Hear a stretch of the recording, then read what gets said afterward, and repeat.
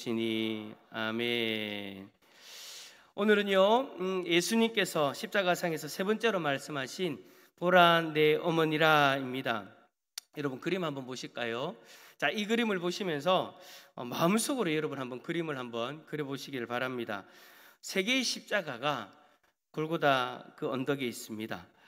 예수님의 십자가가 가운데 있고, 또 한쪽의 십자가에는 예수님을 조롱하던 죄인이 있고, 또 다른 한쪽에는 어제 우리가 살펴보았던 것처럼 예수님을 믿음으로 고백하고 네가 낙원에 함께 나와 함께 낙원에 있으리라는 그 예수님의 말씀을 들은 또 다른 죄인이 다른 한쪽에 있죠. 그 십자가 밑에는 군인들이 예수님의 속옷까지 다 취하여서 제비 뽑아 그것을 가져가려고 합니다. 그 십자가 곁에 예수님의 어머니 마리아, 이모, 그리고 글로바의 아내 마리아와 막달라 마리아가 서 있습니다. 여러분, 예수님이 십자가에 달려 있으신 그 비참한 모습을 어머니 마리아가 그렇게 바라보면서 그 마음이 어땠을까라는 그런 생각을 한번 해보게 되어집니다. 여러분, 우리의 자녀가 죄가 없는데도 불구하고 극악무도한 죄인이 달리게 되어지는 저 십자가의 형벌을 받고 있으면 여러분들의 마음이 어떨까요? 여러분의 자녀가, 우리의 자녀가 형벌을 받는다고 나무에 달려 있다면 여러분 우리의 마음이 어떨까요? 그 광경을 지켜보는 부모의 마음은 무엇이라고 표현하는 것 자체가 힘들 것 같습니다. 그냥 마음이 찢어지는 고통을 경험하면서 자신 앞에서 자녀가 죽어가는데 아무것도 하지 못하는 자신의 연약함을 탓하며 한없는 눈물을 흘리지 않을까요? 무엇이라 말도 하지 못하고 십자가를 바라보며 고통스러워하고 있는 그 모습, 그 어머니의 모습을 지금 예수님이 보고 계시는 거예요. 자녀가 십자가에 달려 죽어가는 그 모습을 바라보는 어머니의 마음도 찢어지지만 자신 때문에 고통스러워하는 그 어머니의 모습을 바라보는 예수님의 마음 또한 많이 힘드셨을 겁니다. 그때 어머니 마리아 곁에 예수님의 사랑하시는 한 제자가 있었다라고 26절에 표현하고 있는데요, 이 제자가 누구냐니까 바로 요한입니다. 요한복음을 기록한 그 사도 요한이에요. 요한 자신이 기록한 요한복음에서는 자신을 표현할 때 뭐라고 표현하냐면 예수님이 사랑한 제자다라고 그렇게 표현을 해요. 요한은 세베대의 아들로서 형제 야고보와 함께 예수님의 제자가 되었죠. 이들의 어머니와 예수님 어머니 마리아는요 자매 사이예요. 그러니까 야고보와 요한은 예수님의 이종 사촌인 거죠. 이 이종 사촌인 요한은 예수님 곁에서 언제나 다른 이들보다 더 예수님을 사랑하며 있었습니다. 예수님을 곁을 지켰던 그 제자들 중에 한 명이었던 거예요. 그는 자신이 기록한 성경에서 언제나 자신을 예수님이 사랑한 제자다라고 그렇게 기록하고 있는 것을 보면 반대로 요한 자신이 예수님을 얼마나 사랑했는가 라는 것을 우리는 엿볼 수 있죠. 그 요한이 마리아 곁에 서 있는 것을 예수님이 보시고는 어머니에게 그 요한을 가리켜서 여자여 보소서 아들이니이다 라고 그렇게 말씀하시고, 그리고 요한에게는 보라 네 어머니다 라고 그렇게 말씀을 하십니다. 이 말씀은 이제부터 예수님의 어머니 마리아를 요한이 자신이 어머니와 같이 섬겨야 될 것을 말씀하고 계시는 거예요. 그러니까 자신이 이제 죽음으로써 어머니 마리아 곁을 떠나게 되어지니까 요한이 자신을 대신해서 아들로서 어머니를 섬길 것을 부탁하고 있는 것입니다. 지금 자신이 숨을 거두게 되어지면 어머니의 마음은 걷잡을 수 없이 무너질 것이기 때문에 어머니를 걱정하며 요한에게 자신의 어머니를 지켜줄 것을 부탁하고 계시는 것이죠. 저는 예수님의 이러한 모습을 보면서 예수님이 평소에 어떠한 분이셨는가를 한번 생각해 보게 되어집니다. 여러분, 우리가 사람들을 이야기할 때, 평가할 때 일반적으로 두 가지 정도를 우리가 나누어서 평가하는 그런 모습이 있는데요, 그 두 가지가 뭐냐니까 일 중심적인 사람과 사람 중심적인 사람, 그렇게 두 가지 부류로 한번 나누어 보기도 합니다. 일 중심적인 사람은 자신의 일을 성공하기 위해서 사랑하는 사람들을 돌아보지 않고 오직 일만 바라보고 달려가는 사람이죠. 사랑하는 마음이 없는 것은 아니지만 그들을 사랑하는 행위보다 일의 성공 여부를 더 중요하게 생각하기 때문에 사랑하는 이들을 돌아보는 것을 뒷전으로 미룹니다. 나중에 이 일을 성공하고 나서 내가 그들을 사랑해야 되지. 아니, 이 일을 성공하는 것이 곧 이들을 더 사랑하는 것이지 라고 그렇게 자기 합리화를 하면서 사랑하는 것을 뒤로 미루고 일을 성공하는 것에만 집중하고 달려가는 거예요. 언제나 사랑하는 사람들의 희생을 강요해서라도 그 일을 성공하기를 원하는 사람이 바로 일 중심적인 사람입니다. 하지만 사람 중심적인 사람은 달라요. 이런 사람은요, 일의 성공보다 사람이 중요합니다. 일이 비록 실패한다고 해도 이 사람은 사랑하는 사람들의 마음과 삶을 지키려고 노력해요.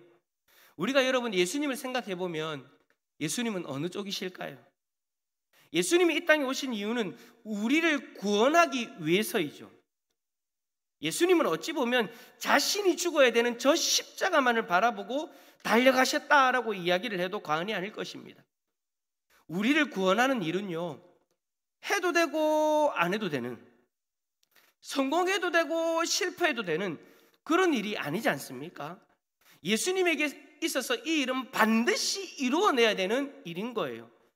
이 일의 중요성은 세상 그 어떤 사람들의 일의 중요성보다도 최고 1번으로 뽑혀져야 되는 것입니다. 왜냐하면 우리 모두에게 해당되어지는 일이니까, 우리 모두에게 제일 중요한 일이니까, 우리 모두가 구원받는 일이기 때문에 세상의 그 어떤 일들보다도 제일 중요한 그런 일이라는 것이죠. 이 중요한 일을 예수님이 이루기 위해서 이 땅에 오셨기 때문에 예수님은 어릴 때부터 이 일만을 바라보고 이 일을 이루기 위해서 달려가신 거예요.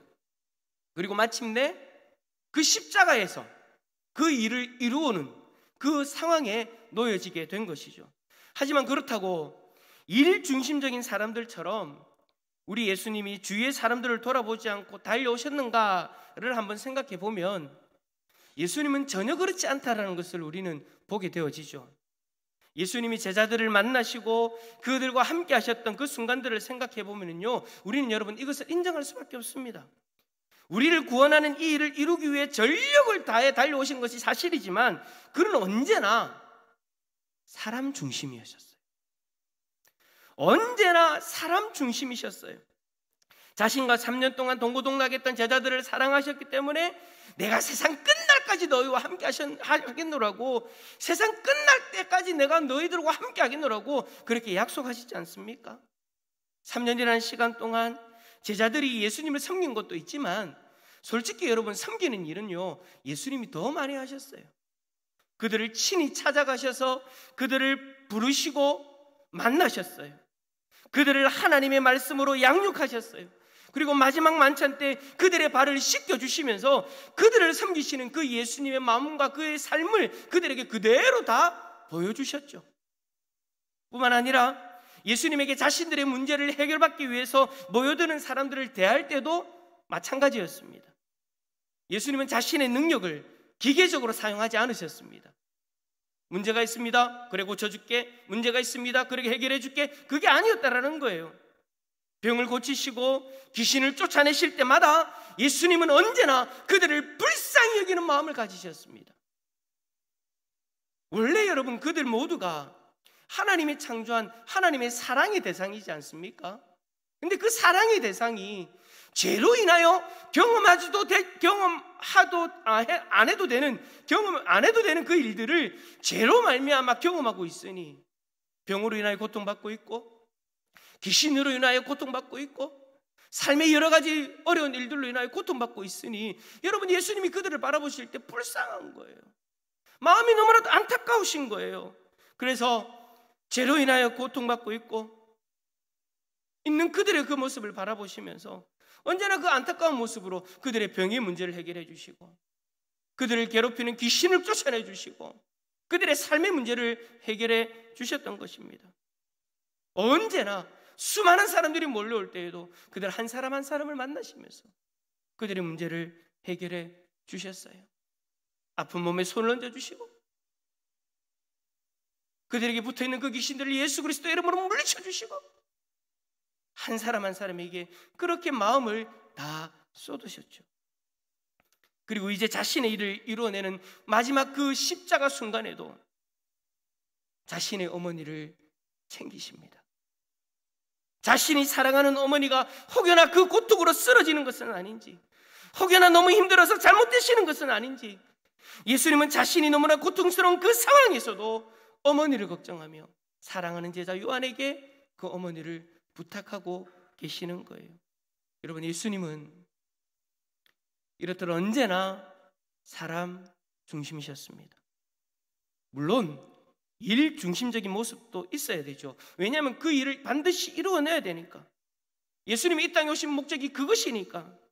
우리를 대속하기 위해서 자신의 생명을 내어주셔야 되는 이 일은 되면 되고 안 되면 안 되는 그런 일이 아니지 않습니까? 반드시 이 일을 이루어내야 되는 것이 예수님의 사명이셨어요. 그래서 예수님은 언제나 이 사명이 이끄는 대로 달려가셨습니다. 이 사명은 예수님 개인에게만 의미가 있는 것이 아니라 온 인류에게 아주 중대한 일이었기 때문에 너무나도 무겁고 힘든 것이었어요. 그러니 이 사명의 중압감은 보통 사람들이 감당하기에는 벅찬 것이었죠. 여러분, 예수님이 잡히시기 전에 기도하셨던 그 모습을 한번 떠올려 보십시오. 얼마나 고통스러워 하셨습니까? 이 사명의 중압감이 얼마나 큰지 우리는 예수님이 기도하시는 그 장면을 보면 알 수 있는 거예요. 이런 일을 이루려면 여러분, 솔직히 주위 사람들을 돌아볼 수가 없어요. 여러분, 우리가 살아갈 때도 그렇잖아요.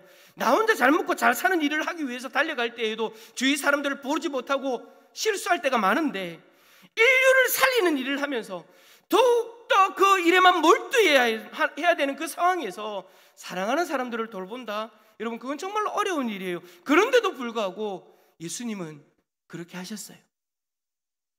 반드시 이루어내야 되는 그 일을 위해 걸어가시면서 사명의 중압감과 각종의 사람들의 공격으로부터 힘드셨지만, 그러한 공격을 당하면서도 예수님은 사랑하는 사람들을 포기하지 않으셨어요. 언제나 그들을 위해 섬기셨고 그들의 안위를 위해 최선을 다하셨습니다. 십자가상에서 이 중대한 일을 이루는 그 중요한 상황에서도 사랑하는 어머니를 돌아보셨던 것처럼 말입니다. 이분이 우리가 믿고 우리가 따르는, 오늘 이 새벽에 한 주간을 그 주님의 고난의 묵상의 시간으로 정하면서 주님을 바라보는 바로 예수님이십니다. 그 예수님이 우리가 믿고 따르는 예수님이라는 거예요. 그 예수님이 오늘 이 새벽에도 묵상하는 예수님이라는 거예요. 예수님은 이제 하나님 우편에서 우리를 중보하는 일을 감당하고 계십니다. 그 일을 감당하시면서도 여전히 우리에게서 눈을 떼고 있지 않습니다. 여전히 우리를 바라보시고 여전히 우리에게 집중하고 계십니다. 왜요? 우리를 사랑하시니까. 이번 한 주간 우리가 이러한 예수님의 마음을 발견했으면 좋겠습니다. 이번 한 주간 자신의 중보의 일을 감당하시면서 우리를 여전히 사랑하고 계시는 그 주님 앞에 여러분들의 마음을 여시고 더 가까이 나아갈 수 있기를 축복합니다. 그리하면 여러분을 사랑하시는 그 주님을 만날 수 있을 거예요. 여러분을 사랑하시는, 우리를 사랑하시는 그 주님의 음성을 경험하게 될 줄 믿습니다. 오늘 하루도 여러분을 사랑하시는 그 예수님과 함께 복된 하루를 살아갈 수 있기를 예수 그리스도 이름으로 축원합니다.